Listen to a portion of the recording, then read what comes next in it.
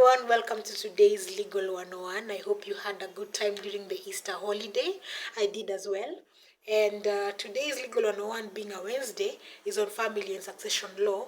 And it comes from an observation I made over the holidays, but it will also be pegged on the law.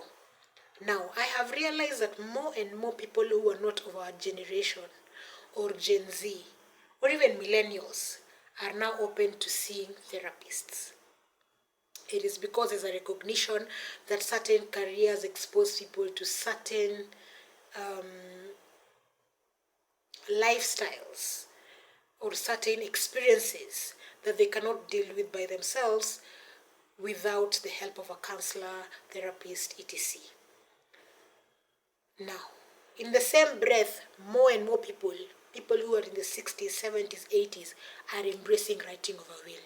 I know for the longest time there's been a discussion that Africans, and it is true that Africans are afraid of writing a will because then it invites death, because we are still a very superstitious people. But I can assure you that more and more people are seeing the need for it.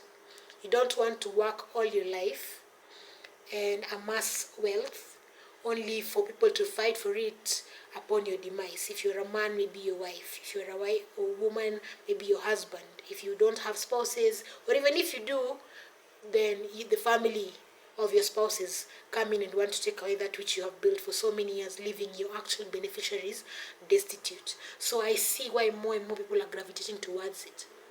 I think we have become morbid, or we have become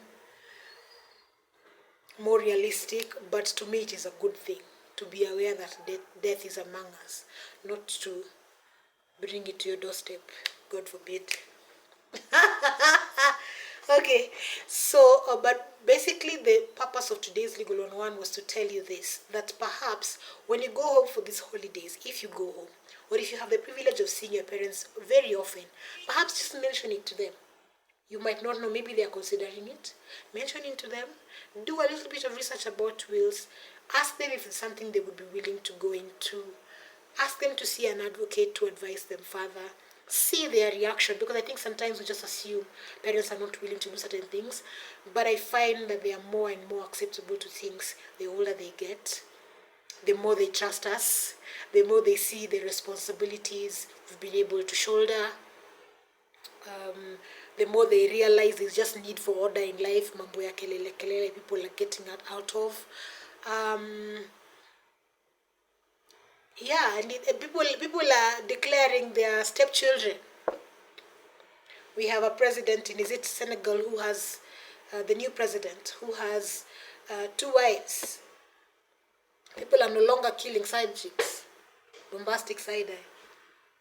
It's something people are just saying, okay, fine, it has happened, what are we going to do about this? Okay, so I would urge you to speak to your parents. Just mention it in passing, not to say that you're now telling them what to do. You cannot tell somebody what to do with their free property.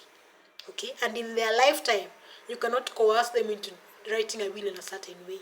It is their choice. Until their dying breath, they're the ones who have the capacity to gift you the property, to bequeath you the property in a will, to sell you the property at a low consideration. It is their choice. Okay? You cannot now start forcing parents while they are still alive to divide property for you because you are of age. Okay? So kindly share this with as many people as you can. Just start a conversation in your community, in your little family. Just see how it borders. Okay? Don't force people into anything, but just nudge them. Okay, that's the end of today's Legal 101. I said Legal 101. I said I'd try as much as possible this week to give you even very short snippets of Legal 101 because I am quite busy. It is 7 p.m. on Tuesday and I'm still in the office. Akipesa wewe. Anyway, enjoy your week back. Best foot forward. Okay, bye.